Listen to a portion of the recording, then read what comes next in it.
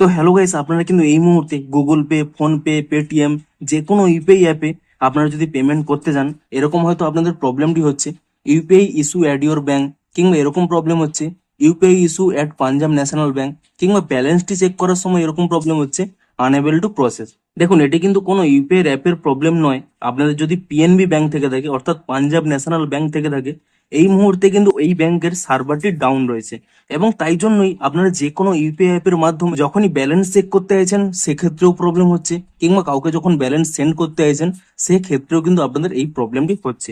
আপনারা সিম্পলি কি করবেন, 1 থেকে 2 ঘন্টা ওয়েট করে নিন, তাহলেই দেখবেন ব্যাংকের কিন্তু সার্ভারটি ঠিক হয়ে যাবে।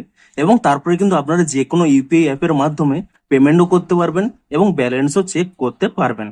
তো সিম্পলি আপনারা কিন্তু 1 থেকে 2 ঘন্টা ওয়েট করে নেন। এবং আপনাদেরও পিএনবি ব্যাংকের মধ্যে এই প্রবলেমটি হচ্ছে কিনা তা কিন্তু অবশ্যই নিচে কমেন্ট করে জানান।